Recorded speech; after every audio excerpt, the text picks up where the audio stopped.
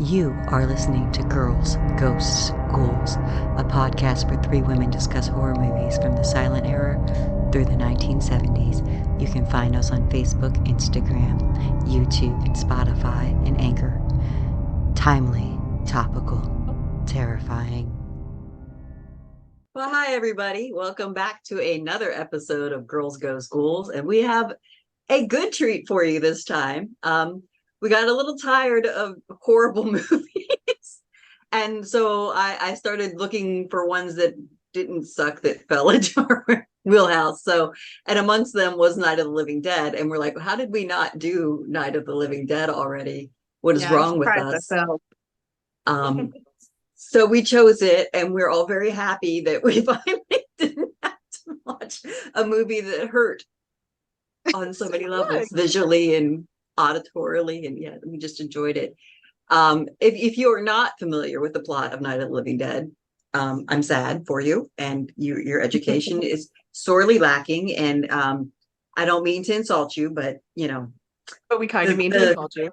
But we kind of are, really, and call yourself a horror fan and haven't seen it. Shame. Yes, poor shame. Right. But a little blurb on it is: a ragtag group of Pennsylvanians barricade themselves in an old farmhouse to remain safe from a horde of flesh-eating ghouls that are ravaging the east coast of the United States. So, pretty much, that's it in a nutshell. Now is when I do admit that I thought I had seen this, and watching it, I had not. I had seen clips of it in other films and had never actually watched the film. So this was a first watch. So we were shaming Betsy. They were shaming me. Shame. I knew about it. I knew a lot about it. I just apparently had never actually sat down to watch the film. So, we're watching it, and I'm like, Seth, this is really good. Secondary knowledge. Yeah. To be fair, there's a lot of movies that I only have watched bits and pieces of that I hope we'll get a chance to review over the years that we do this until we die, because that's just our lives now. We're just going to forever review old movies, old horror movies, because we like it. And we like talking about it with each other. So, now that is our future plan, to continuously talk about old movies until we die. And then perhaps keep talking about it. We can't really promise that we won't do it afterwards. I'm going to haunt this house, and I'm just going to whisper things at you like, who's to say we won't be haunting the internet? Ghost in the web. Ghost in the web. Just suddenly find yourself on a web page about a movie you never even heard of, and it'll be one of us. That is our legacy for you. At any rate, it's my hand guiding you. We digress. Back to the movie. Yes. So let's get to the important part. First of all, this was a zombie movie before you really had zombies. Now, there were White Zombie and Walking Dead movies and the Living Dead movies, but the actual zombies, because if you recall, because I know you diligently watched our episode on White Zombie, the zombies were there. They were never actually, they were just automatons, for lack of a better thing, under control of someone. They were more traditionally voodoo zombies, for lack, a corruption of it, not the actual religion voodoo, just to be clear, but that's what they were. So yeah, you've had films with the people physically returning from the dead for ages. I mean, all the way back to, there was a I forget if this is 1917 or 1919 World War I movie, GGG, which was close, almost kind of a zombie movie. Returning soldiers come to accuse, townspeople and whatnot. But it was not along of the Haitian zombie folklore like we would have seen in White Zombie, or the just not zombie pop culture folklore that you might see in The Living Dead. Yeah, so everything you see that zombie rule on now, so like the flesh eating, the eating brains, the shoot them in the head or bludgeon them in the head, this all came from this movie, but they actually were not called zombies in this movie at all. They were called ghouls. Is subtitling in some versions of this movie where they put zombie in there, but it's actually not what is said by the actors in the film. So that is a fun bit of trivia that I love, that George Romero and Russo, I forgot his first name, Is it John Russo? At any rate, John, I think. yeah, they made the whole zombie genre when they didn't even really think of them as zombies really so much at the time. Yeah, it was just, what if the dead don't stay dead? I think was a quote I read. Mm-hmm. So I love that. The other really important thing to touch on here is Dwayne Jones, plays Ben. As we all discussed before this, because we have a habit of like getting real excited and talking before we hit the record button. Romero didn't write the role with any thought of race or anything at all in mind. He made basically a trucker kind of thug character, an angry thug sort of character. Had no thought of it. There was an actor whose last name was Ritchie, who was white, that was originally thought of for the role that ended up just playing a zombie in the end. Dwayne Jones came in, auditioned, and they said, "Oh, hell yes."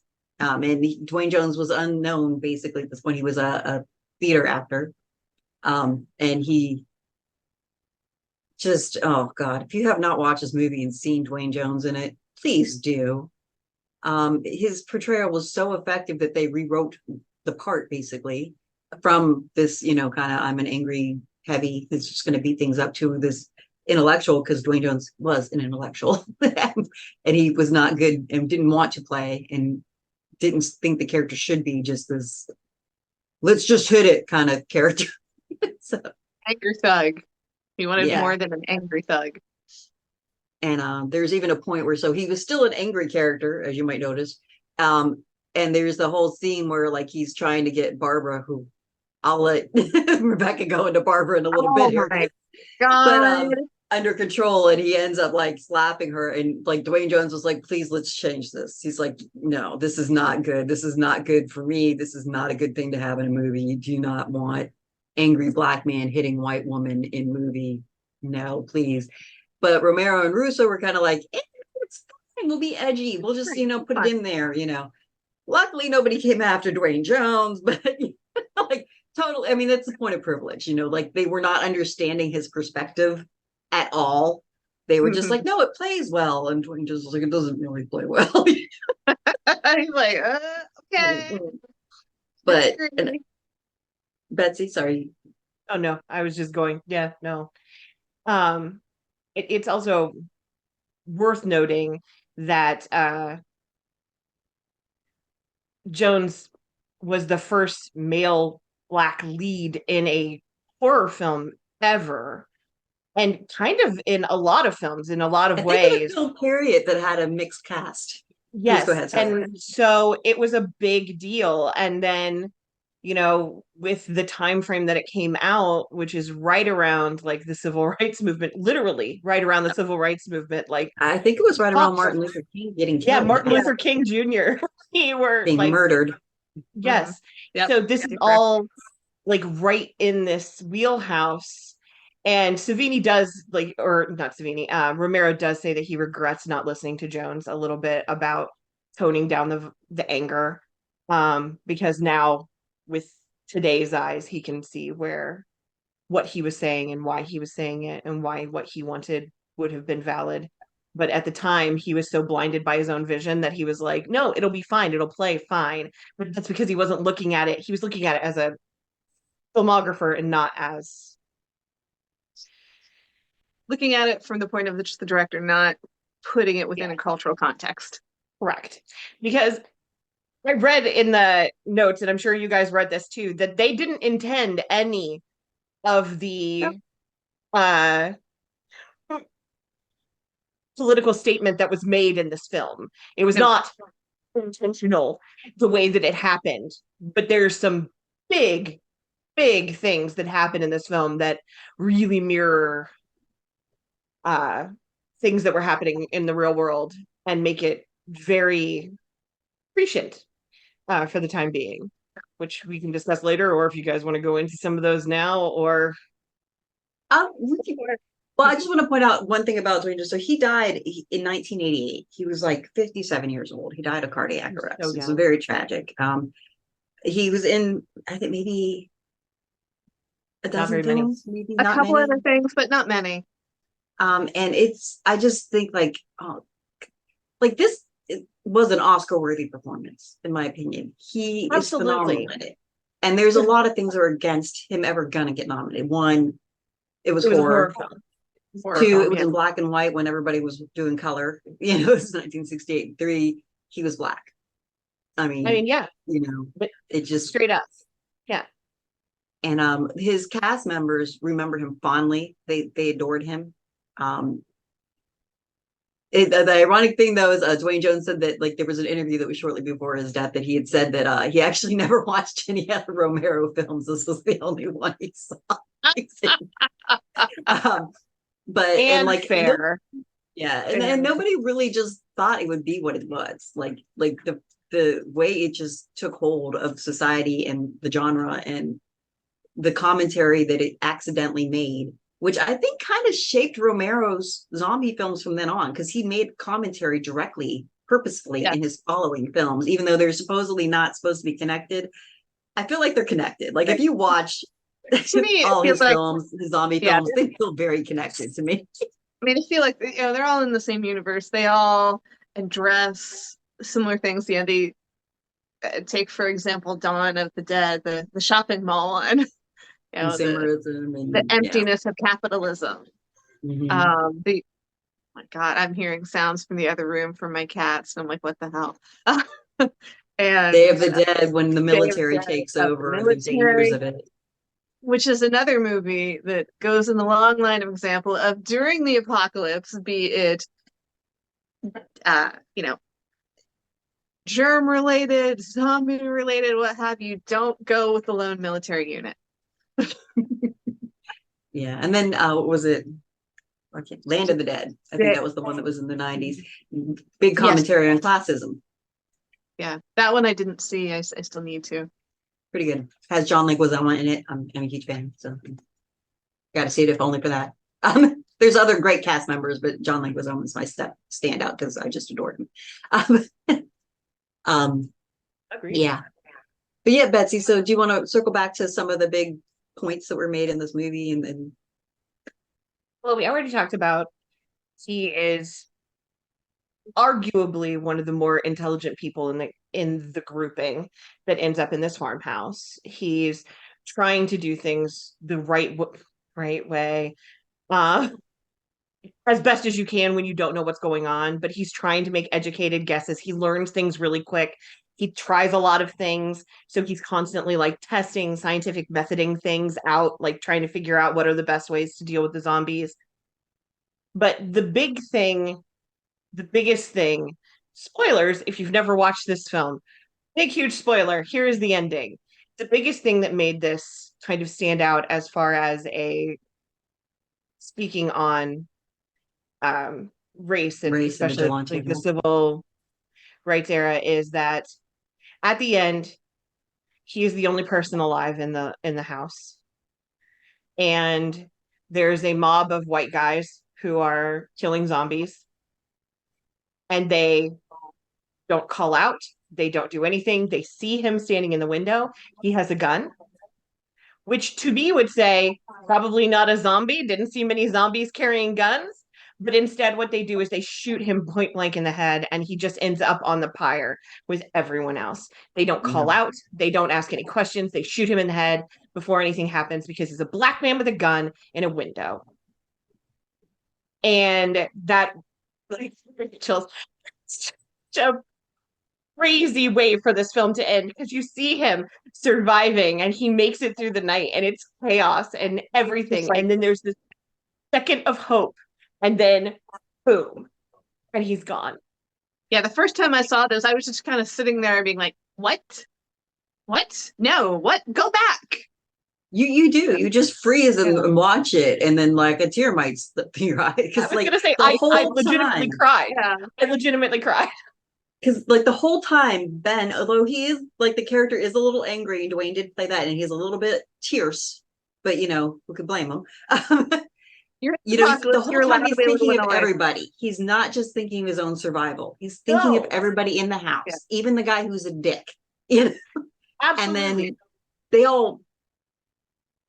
Well, I don't want to say they all. There are two people that don't really act against him. They sort of kind of team up with him, but the rest are just like obstacles. You have Barbara, who's Yeah, is it Cooper? I think was the husband's name. Who's just Harry, I like, don't know. Harry was the first name of the husband. there you go, Harry. There you go. Yeah, Who just Harry. constantly is, at an edge with him, countering everything he says and wants to go the opposite way of everything he wants to do. And then, it wasn't written in, but you have to wonder: is this supposed to be because, or is this portrayal coming across because this is a black man taking charge and this white guy doesn't Right. like it, or is it just that anybody taking charge besides him, he doesn't like it because there's a comment his wife makes that makes you wonder that.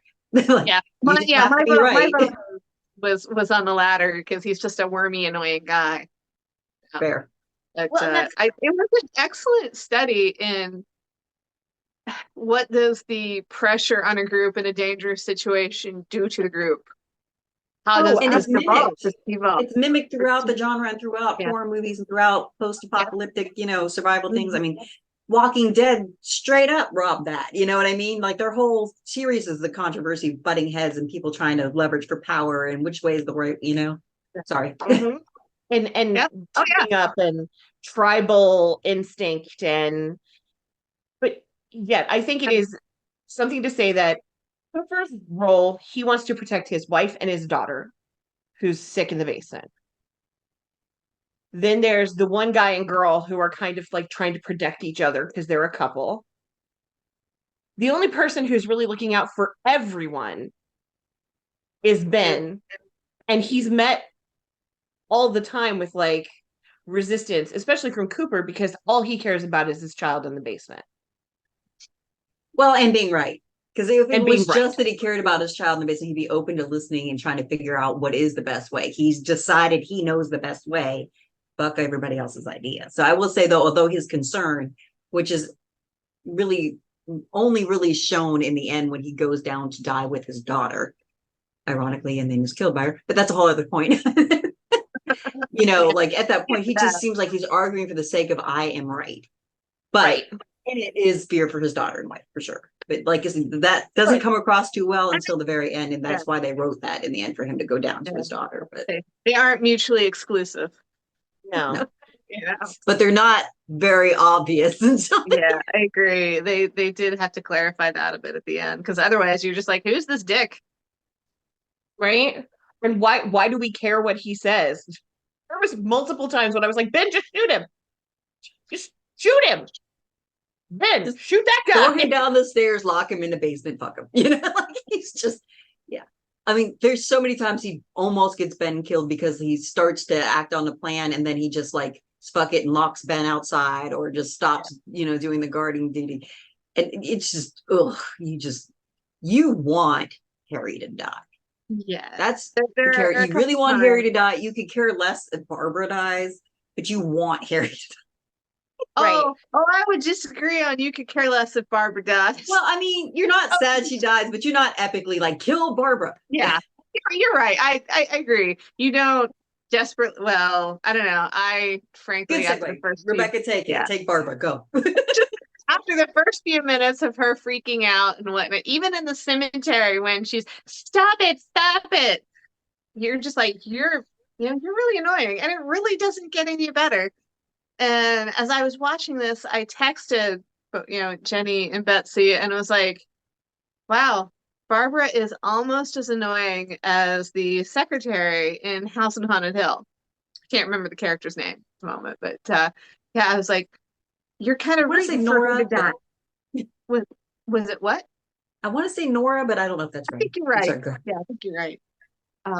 And she's, and I suppose it can be justified because she did just, get attacked by as far as she knows, somebody who wouldn't stop. And her brother was hurt, killed, what have you. They kind of don't show much of that. And so you assume killed because he became a zombie in the end. But yeah. Yeah, and I suppose some catatonia is not out of place. But good Lord, she becomes a very useless character throughout the whole thing. And I guess, again, yes, I understand different people relate to trauma different ways, et cetera, but doesn't your sense of self-preservation kick in? Well, as I point blank said, I think mine would do that. I'd like to think self-preservation would kick in and I'd be fine. However, you never know. I have said on multiple occasions, people say there's like 3 ways that people respond, which is freeze, fight, Like, flight. I'm a freezer. So, when put into horrible situations, I will stop breathing altogether. I just die a little. So maybe she's like me and she just dies when she's confronted with something horrible. I'm sorry that she is that way. Although, if that had just been what it was and she just sat there, literally just sat there, I think it would have been better than the weird ranting that she does the whole time. What I do find interesting, later on when her character is kind of coming out about describing what happened, that whole bit was improvised. There was actually, from what I understand, most a of the reasonable dialogue amount of improv, it was actually improv. So, but go ahead. which I thought was great. They did a good job for it. And so I think that's where the Noting. skill comes in. Yeah. Yeah, because pretty much the whole cast was basically improvising most of their dialogue. There was not a lot written. So, but yeah, but that whole scene with her, you're right, that was epic. Annoying as fuck, but epic that the actress got on. It may have been annoying, but she did it real good. I was gonna say she could be annoying, but also like she was acting the shit out of it. So Yeah.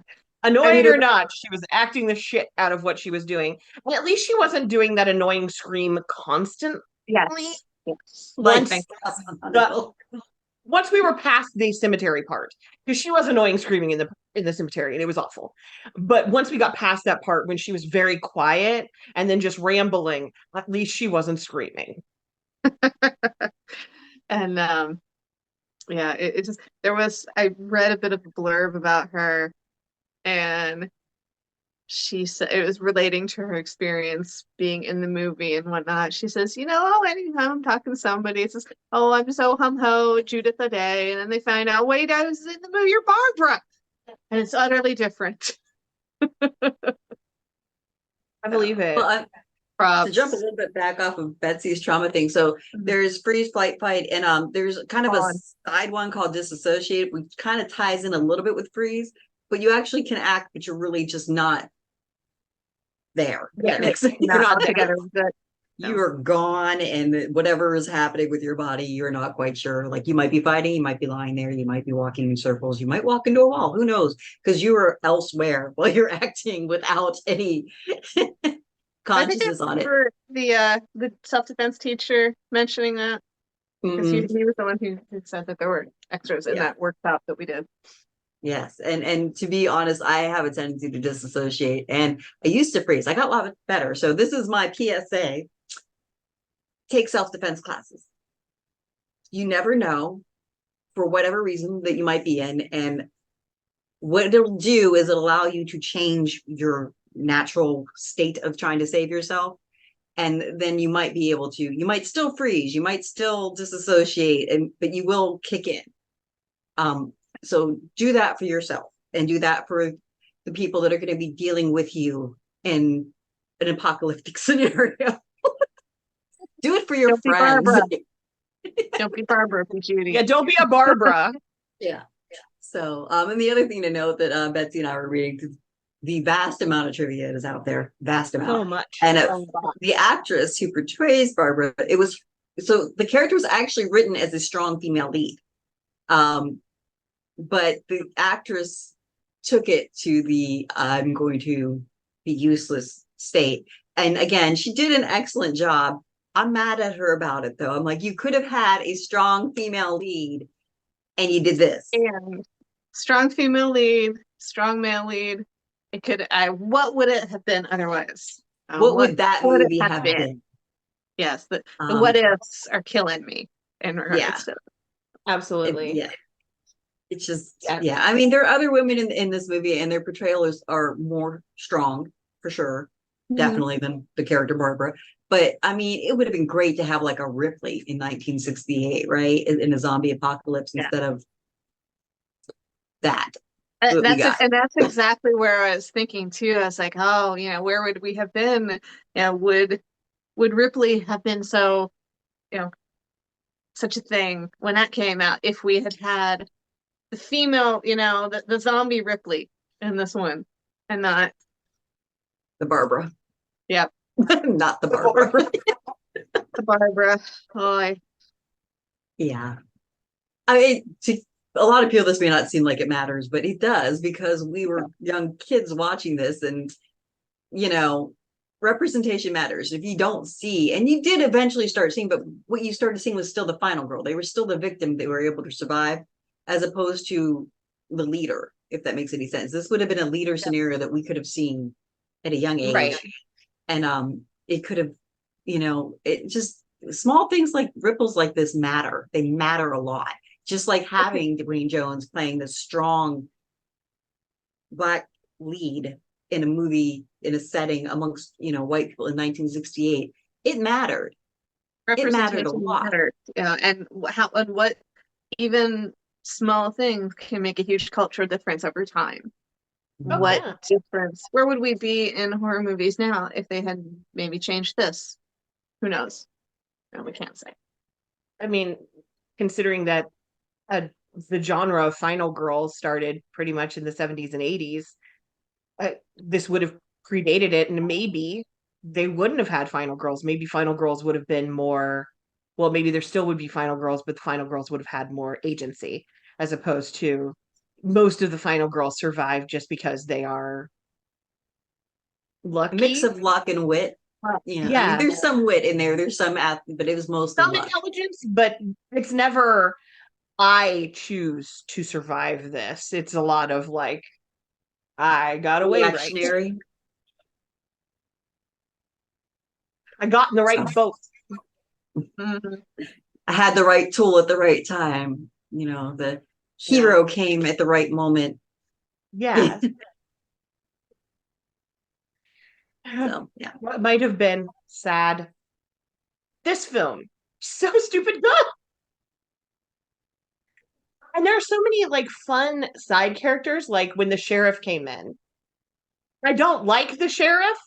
That first scene with the sheriff when they're interviewing him, and he's like, yeah, we shot like 30 of them today or something. And it's a perfect little country sheriff who's like, well, I don't know what the fuck's going on, but we're just dealing with it. Yeah. Which actually kind of ties back into like this accidental theme, like you could easily see that this is the same thing with like where they were lynching, or there was rioters or something, like the very, well, we shot him. Another one for the bonfire. Whatever. Because it's just like he literally was just putting together groups of men who had guns to come with him and do this. This was not the militia. This wasn't really like, or it wasn't an army. It wasn't a trained force. It was more like a National militia, Guard, where it's just random people with guns. That is like Billy Joe Bob, who's usually his hunting partner for deer in the fall. That was kind of my feeling. Yeah, so that's exactly what it was, for sure. Yeah. And it felt very much like that. It did feel like that. And that was the only film that guy ever acted. I loved the way they shot the film. The cinematography was really interesting. It felt, it's constantly mentioned throughout a lot of the write-ups about the documentarian style filming of it. And it is true. It does feel like you're with a documentary film crew who's following these people, because everything, all the camera shots feel so much like point of view. And the interspersing of the media announcements between the radio and the TV feels much like, it's like what you would experience during some kind of indeterminate emergency. And I love the feel of that. It makes it seem realistic. It does. I agree completely. Yes, it's very nicely done. A weird random fact. So they filmed it on 35 millimeter reel, but they had to edit it on 16 millimeter reel. So they had to copy it over to 16 millimeter. Oh, geez. I didn't know that. I knew they filmed it on the 35 millimeter for economic sense, because they had no budget to speak of.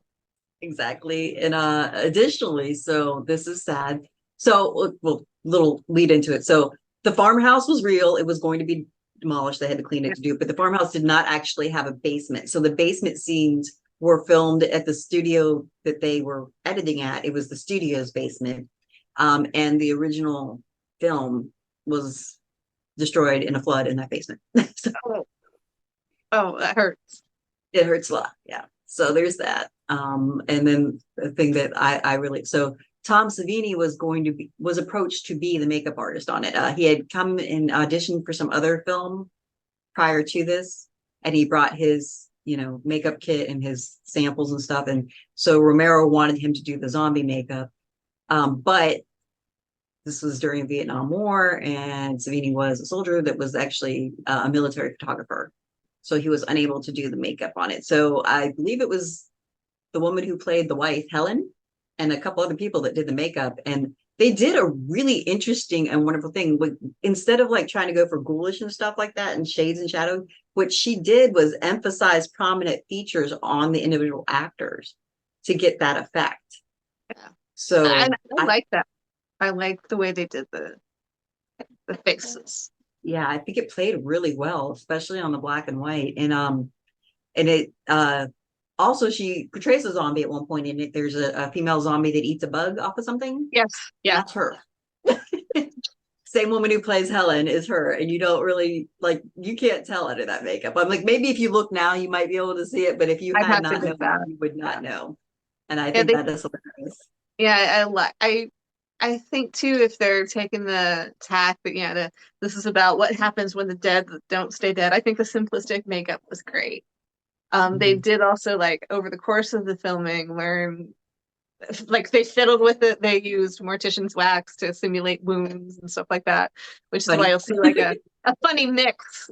Some are the nice simplistic one that Marilyn was East no Eastman, yeah, it was something like that. Eastman, I think maybe. Eastland. I I was like West. I'll Wait, look. no, rather other direction. Yeah, Men. but Eastman, okay. yeah, so I think it is. Yeah. But I like the fact of just slim down the whiteness, accentuate the hollows, and then any other prominent features, bring them out to simulate, the gauntness of a corpse. I think Yeah, was really so the listed makeup artists are her and the guy who played Cooper, Henry Cooper. So it was that couple were the two okay. who did all the makeup. That's neat. And that actor did tons of stuff. He was jumped in. He did the still photography. He did so much. He did tons of things. He was like the everyman, and apparently a really awesome guy. And he was very tore up over Dwayne Jones' death. They became very close. That's close friends, and yeah, he anytime he was interviewed would tear up about Dwayne Jones being dead. He did a good job of acting then, if he's such a nice person, because he did a And you great hate job him. at coming about. They're like wormy He assholes. was awful.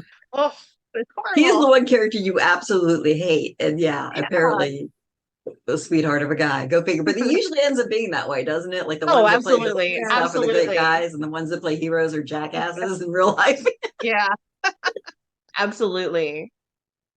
Oh, my other favorite thing about this movie. So Romero is a Pennsylvania native, right? Yes. And but when you look at the names of the places on the screen when there's talking about where to take shelter, these are all actual cities and localities that I know because where I grew up is kind of on the Pennsylvania border. So you see Youngstown, you see Mercer, you see Butler, you see Newcastle. I'm like, oh. Because I read it, and when they said Butler County, PA, I'm like, hey, wait, I think I know that from SCA stuff over there. Yeah. Like Rolling Rock beer, So it's just so funny. I would every time, even when I watched I was young, I was like, look, Youngstown. Yeah. And the and how they did all the guerrilla filming essentially to stretch the budget. Like the beginning scene where they're in the car driving down the road. Okay, they filmed it, and then basically they were like, all right, turn around, come back this way, and they filmed it again to put the footage together to make it seem like they were in the car for a longer period of time without having to go someplace else, get a secondary location, what have you.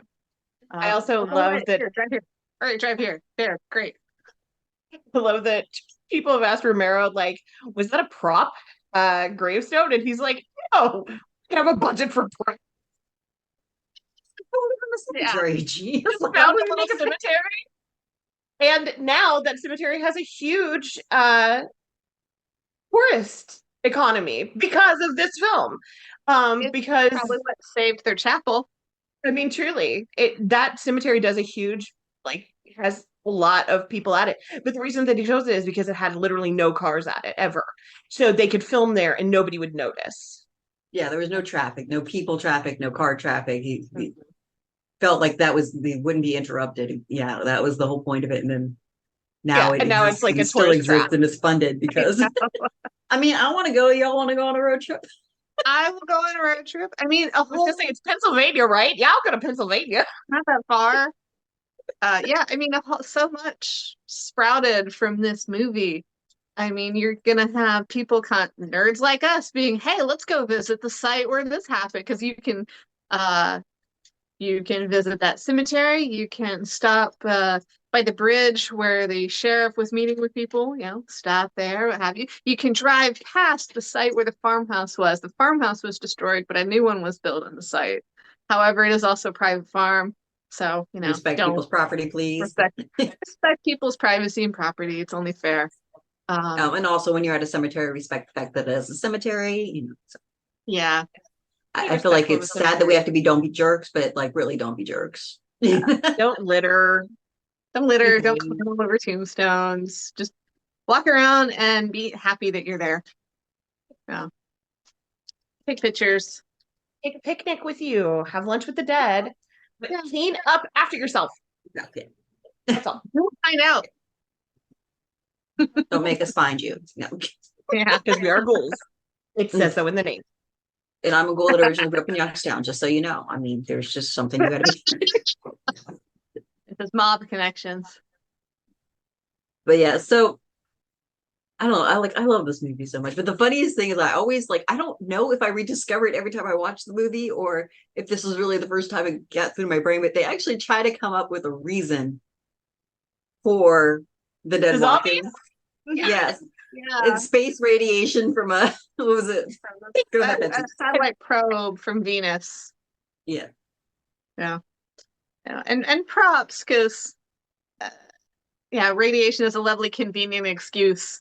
They've been using it since the 50s in movies of why things happen, mutant monsters. Now they don't confirm that that's what happened. They just supply it as a possible reason for it. Right. Yeah. But I never even thought about it because I always just was like, oh, and there's zombies, because there's always zombies. And No, right? Radiation, you're like, from movies, okay, whatever, who knows?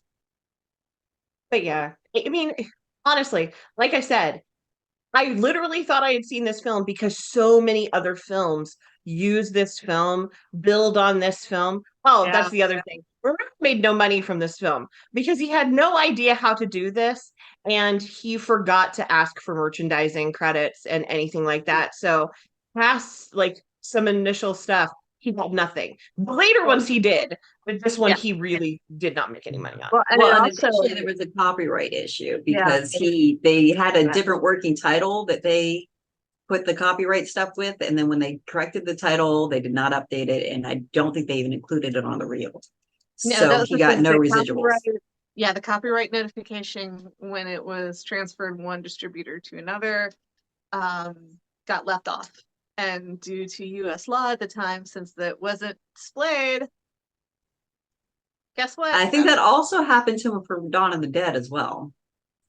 I don't know. I would have to look it up. I definitely saw it on this one. Mm-hmm.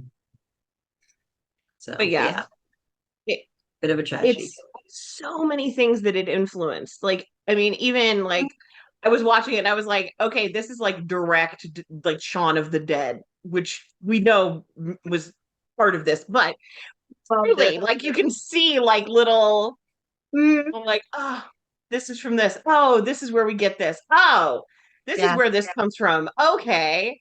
It's it's a starting point for so many things, and trying to quantify its impact is is almost impossible because it's immeasurable. Yeah. It's touched very many things. It's spawned so much creative literature, movies, TV shows, Absolutely. podcasts, you name it. There's conventions. Yeah, Porn. Absolutely. one of these I know, years, like porn. yeah, yep. There's that too. 43, it's there. One of these years, we need to go to one of the Living Dead conventions in June out at Monroe. They have it Yeah. more, I think, near where the Dawn of the Dead was shot, because I know they Yeah, go the Monroeville Mall is where that was. Yeah, for sure. I'm down. But You know me. yeah.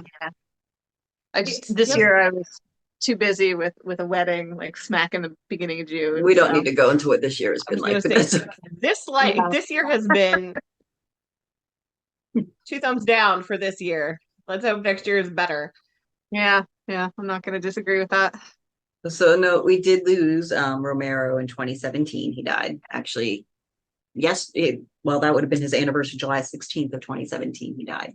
So we no longer have him, which is hard because he did such amazing stuff. Yeah.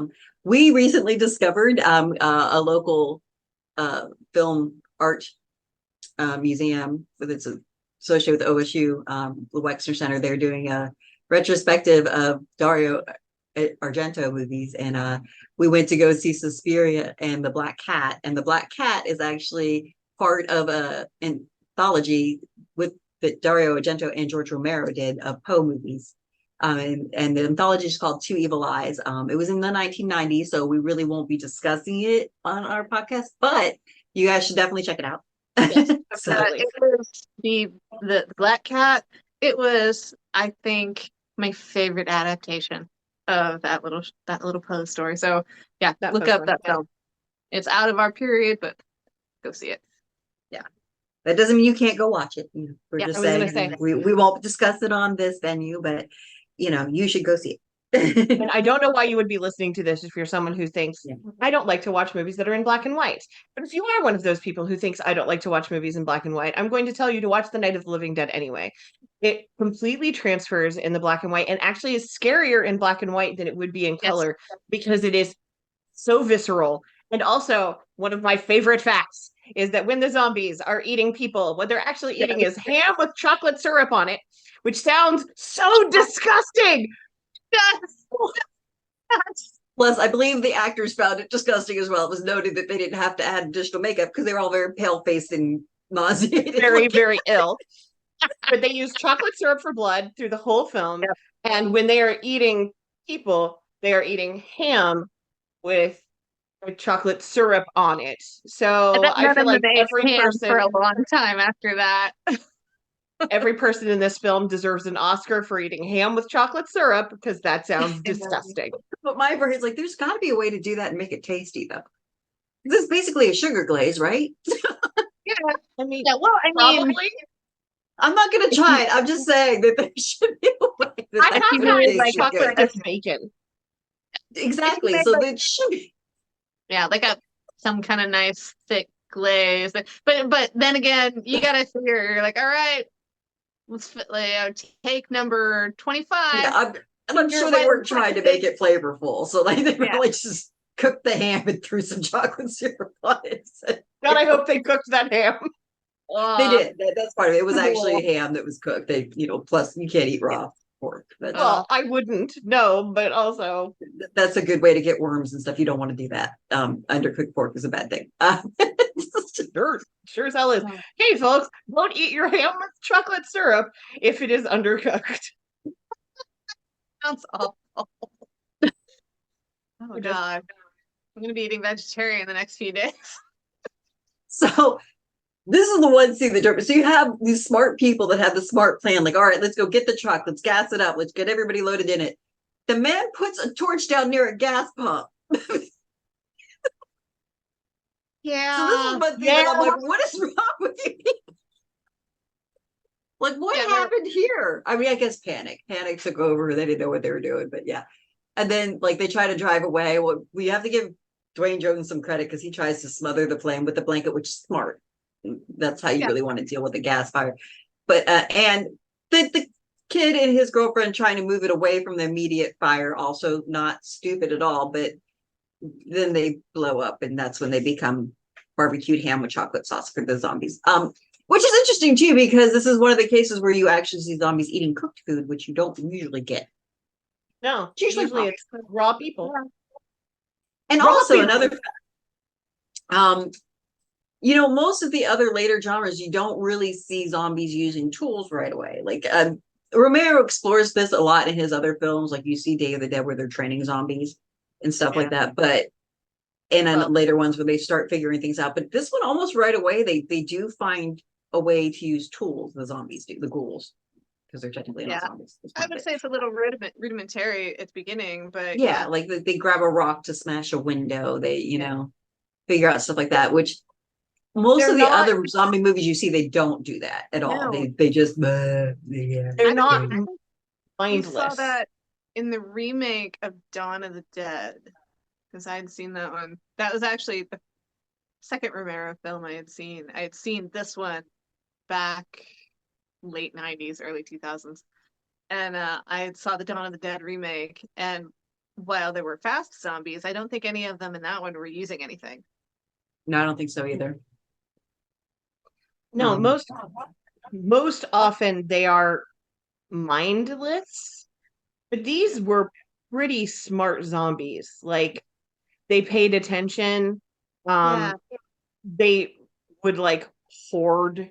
Once they realized there were people in that house, they all came to the house. They swarmed it. So they weren't stupid by any means. Like slow, but not stupid. Mindless. Yeah. I would say instinct driven. Yes. They were more instinct driven than what you usually see, but with enough brains to be able to say, like, hey, if we pick this up and throw it, we can get in here. Yeah. And things like that. Because they were using rudimentary tools. So we're looking at caveman level intelligence at the very least. And like I said, in Romero's other movies, that is continued. Especially, like I said, if you watch Day of the Dead, they literally are training the zombies. This is a phone. You do this like you would Fido, you know, which I think Fido kind of came off of that one for maybe a little bit. Land of the Dead, they start learning how to stack and pile on each other to get over obstacles. Also, Land of the Dead, he also goes into a little bit like residual memory. Like you'll see some of the zombies come out and try to act and do the things that they did when they were alive. Like there's one that is a gas station attendant and like he hears a bell and will come out and try to pump gas, you know, like, so it's interesting because most other people, when they do the zombie genre, even though they had this, they did not go there. And in a way, this is scarier. It's even kind of scarier than fast zombies because this means that they can evolve and overcome. And you already see the start of that here, you know, in this first at the very base level, and then his just kind of keep evolving, which is very scary because the last thing you want are smart people who just like to eat people. But the Dawn of the Dead remake, Rebecca, that had no association at all with Romero, and I think he was a little mad about it because it was another thing where he got nothing out of it and they just took his work and did what they wanted. I'm sorry to say it is somewhat enjoyable to watch, but it is. I haven't. But yeah. Anything else we want to touch on? I think I've mentioned one of my favorite things, the style of filming. And I do want to touch on one thing. You Betsy, you mentioned that you thought it was better in black and white. I'm gonna agree, because I feel like it's a lot more stark and more creepy. I know there are some colorized versions out there, again, that were made due to the no copyright thing, but I have not bothered to look for them because I don't think it would improve anything. No, honestly, especially so one of the creepiest parts of this film happens after the end, after he's been shot, when they just show the still photos of the men piling the bodies on the pyre and his body with the shot in the head and them kind of posing around it and the debt. It was awful. And honestly, that part might have been scarier to me than the zombies part, was just the casual, like, It alluded to lynching. And yeah, I mean, Yeah. like I very much. Romero said it wasn't purposeful, but I can't imagine how it wasn't in those end scenes for sure. Because it had been written beforehand, but again, it's one of those things that's how you film it and then there's how it lands. Right. But I mean, when And you then, see it, it's just, yeah, I mean, it really looks like yeah, the it KKK looks is like stringing up a person and taking It pictures does, next it to it. It's does. just, Yeah. it was hard to watch. So, what I'm telling you is when you watch it, stay through the credits because that's when all the photos start to flash up. And it's really creepy. The photos are really, really creepy. And it actually lends an air of, I could see, like, we were around the age for the Blair Witch phenomenon, where the first couple people who went and saw the Blair Witch Project thought it was real, like actual Yeah. found footage. This has that feeling to it of like, this is a documentary that you just watched, and now we're watching like the footage clips from the news that they're playing later. That's Mhm. it gives it that feel. You had talked about how it had that voyeuristic and kind of like news and like documentary style to it to begin with. And then that ending just added to that because you're watching these photos flip That's and a they're good just still connection. photos. That's a good connection, Betsy. The to the found footage genre and whatnot. I wouldn't Yeah. have thought of that because I am not a found footage fan generally. I'm no, not it's an excellent particularly point. either. I remember seeing the Blair Witch Project with a friend who had very long fingernails, and she was very scared. And she kept holding my hand and digging her fingernails into my palm. So I had like red marks from seeing it. Raging I Coward, if you're watching this, I remember. Um, Yeah, I knew I wasn't gonna see that one because I had heard about the jittery Shaky camera camera. and I had friends who had motion sickness from it. And like, yeah, I'm not gonna be able to watch that one. I I'm started gonna. watching it, it was And just boring maybe to that's why me. I don't like the found footage ones is because of the viewpoints. This, Typically, it's very while shaky. documentary, still felt very stable Yes, camera shots. it it gave you the feel of it without it Yeah. Shoving it being down your so much throat. like it that it made you ill. Yeah, yeah, very much. It's a Yeah. great film. I just can't keep saying enough that it's a great film. We have suggested to watch some films that I'm like, watch it. It's good. This is a great film. This is sensual watching. This is on We assign most you a people's, film, you must watch it. yeah, it is on most people's like 100 greatest ever horror film list. It's a Because and there's cultural a reason. touchstone. Yeah, it's a Yeah. cultural You can thank us touchstone. later. Watch it. Yeah, definitely. Or you can be It, mad at us later because you have nightmares if that's who you are. But either way, you still need to watch it. There's no excuse for not watching this movie. It's watch the free on film. several mediums right now. I was gonna say it's free a lot of different places. Just go out and watch the film. It is worth a watch. It's Hmm. great. Dwayne Jones is he should have been Phenomenal. something. He should have been something. Like he could have been early Denzel Jones or Denzel Washington if the Hmm. world was fair, but it's not. But he has all of the gravitas of that. I mean, truly, and cheekbones for days. So Oh, Lord. I know. Oh, he's a good looking dude. definitely. So Certainly doesn't hurt. yeah, I was gonna say it doesn't hurt. It doesn't make him a good actor. He's a good actor. He's just also quite good looking. And the fact that we were deprived of years and years of him acting on film is very sad to me because I think he could have been huge. As it was, he still did theater a lot. He taught theater up until his death, but I really feel like he could have been huge in the right way. Like if he had He been should have been. He was just Mhm. given the right. so good. Which also reminds me, he's in Ganja and Hess, and that's a movie that I keep wanting to explore, even though I hear it's Yeah, very much an art house film, and I'm always kind of on those, but you got to be in the mood for art house films. which it may end up on us because it's a horror film, so and it's pre 1980, so you might hear us talking about that movie eventually.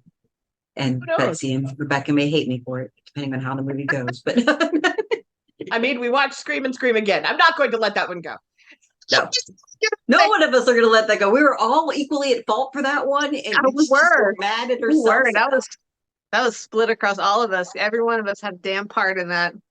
I will be honest, I don't think my husband will ever let us down because he had to watch that. Sorry, Seth. We're sorry. Most of them he's been like, okay, whatever. But that one he was like, I will never get those hours. It's like, fair. You will not. Correct. I spent $2 on that movie, and I'm mad about it. I'm like that. I'm like the newspaper boy from Better Off Dead. I want my $2. I want back. Agree. I Want get back. At least this one was not that. Yeah.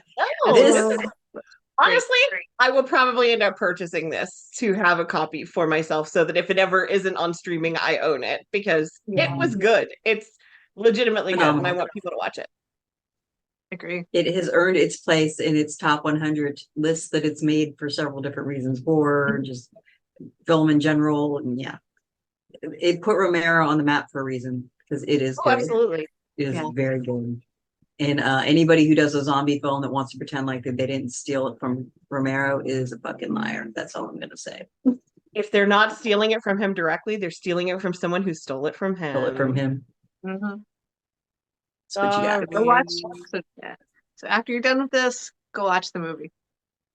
Yeah. Yep. Oh, only other thing I wanted to point out, there was a 1990 remake, as you pointed out. And although I haven't watched it, I do want to, because it was directed by Tom Savini and it stars Tony Todd. And these are two of my favorite people. So if they fucked it up, I'm gonna be mad at both of them. And I just want them to know that. If they didn't and did the best that they could, then okay. Then I want to see it. So yep. It has a 6.8 on Rotten Tomatoes, but that doesn't mean crap because horror movies don't usually score very high on Rotten Tomatoes, honestly. Rotten Tomatoes is weird too. Sometimes they score really low on things that are very excellent. Yeah. So I don't trust because it's people who have no taste. So there's some things that score really high that suck too. And I'm like, what is wrong with you people that you liked this movie? Yeah. Anyway. Agreed. So watch this movie. That's the verdict. Watch it. Watch it. It's good. With that, have a great evening. I'm Jenny. Rebecca. I'm Betsy. Then Girls Go Schools. You have been listening to the Girls Go Schools podcast. You can follow us on Facebook or Instagram at Girls Go Schools Podcast, on Twitter at Girls Ghost Pod. Like and subscribe to our YouTube channel, Girls Go Schools Podcast, and find our podcast on your favorite podcatcher.